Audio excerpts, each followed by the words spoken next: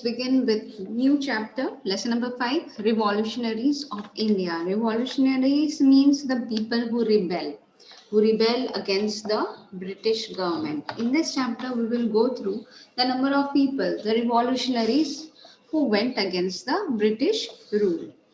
We will continue the revolutionaries of India. Many known, unknown, martyrs struggled for freedom till death due to the freedom struggle of India. After the revolt of 1857, many revolutionaries fought individually as they formed groups and declared revolt against the British Empire. So, as they were facing injustice towards the country, they made either they formed individual they fought against the British government individually or they formed their own groups. People all over the country remember their stories till the date. Those brave men and women who revolted against the British government are known as the revolutionaries of India, and these are the people who rebel against the British government are known as the revolutionaries of India. Their activities were revolutionary. People from all walks of life, literate or illiterate, royal or ordinary, took part in this revolution. Now, in this revolutions, everybody, each and everybody, gave their contributions towards these activities. Revolutionary activities were carried out in varying degree across India. Revolutionary activities were initiated by the first martyr Vasudev Balwant Phadke, who hailed from Maharashtra. So here we will continue with the explanation of these revolutionaries one by one. Let us begin with Balwant Phadke first. We will begin with Vasudev Balwant Phadke. Vasudev Balwant Phadke was the pioneer of the revolutionary activities in India, and he worked in Pune. In unjust and partial approach of the British government irritated him so much that he left his job. So as he was a British employee, and as he was not happy with the working of the British government, he left his job. He took a vow of not applying tilak on his forehead and not to cut his hair till he did not free India from the clutches of the Britishers. This is what he vowed. He took the pledge that he won't apply tilak and even he won't cut his hair.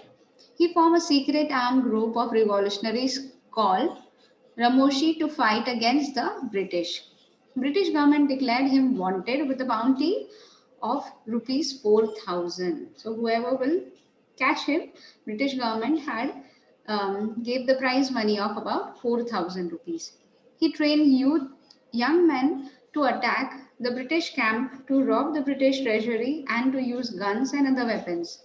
The British government became desperate to arrest him at any cost. So here the government, the British police, was desperate to arrest Vasudev Balwant Phadke. So now here the next revolutionary we will talk about is Veer Savarkar. Vinayak Damodar Savarkar was born on 28th May 1883 in Bhagur village of Nasik district in Maharashtra. He fostered revolutionary ideas since his childhood. So he was very fond of, or he was attracted towards all these revolutionaries ideas. He established an organization named Mitra Mela, which was laterly known as Abhinav Bharat. The main objective of this organization was to free India from the British rule with the help of armed revolt. So the main intention of him that if you want to attain freedom, then you have to raise your voice, and he believed in armed revolt. Veer Savarkar was the first Indian to kindle the foreign clothes. He even burned the foreign clothes. He acquired scholarship from the Institute of Shyamji Krishna Verma and went to London for further studies. Veer Savarkar wrote book titled 1857, India's First Freedom Struggle. It was banned even before it was published. So the book was not allowed to be published. He was arrested in 1910 for his association with the revolutionary groups. called Indian House.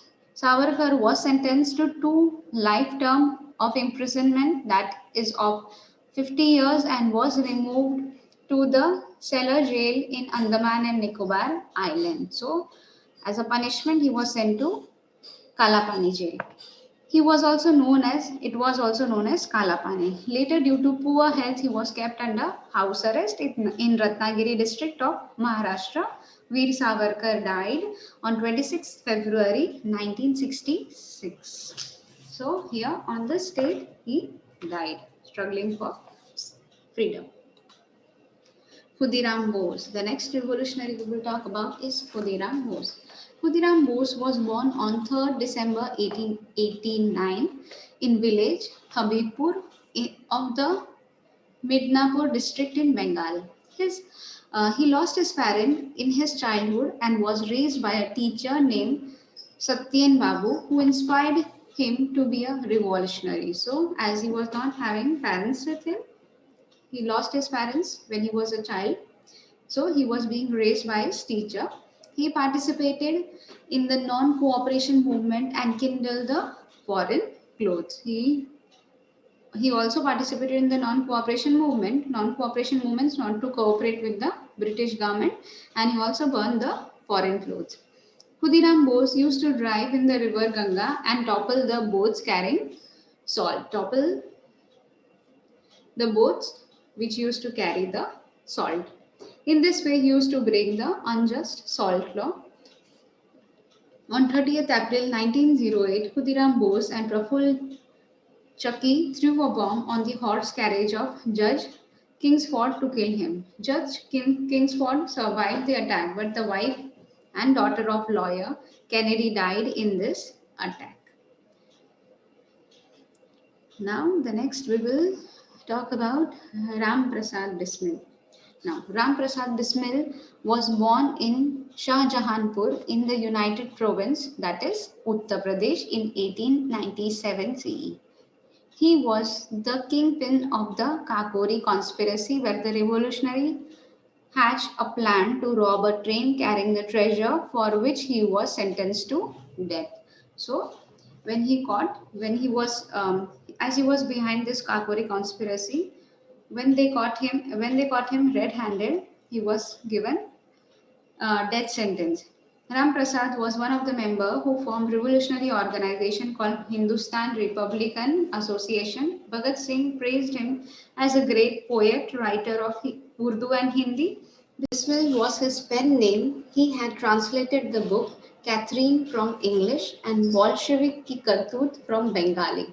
His poem inspired patriotic fervor among the Indians. So we will continue with the next is Ashfaq Ullah Khan. Ashfaq Ullah Khan and Ram Prasad Bismil had set an example of Hindu-Muslim unity, as they were childhood friends, and he was an expert in horse riding and shooting. He had prevented the attack on Arya Samaj temple in Shahjahanpur. He was involved in the Mainpuri train robbery conspiracy as well as Kakori conspiracy. So he was involved in these two train conspiracy. He too was hung in the prison on the same day as Ram Prasad Bismil. So here I end up with the first part of this chapter. We will meet in the next video. Till then, goodbye.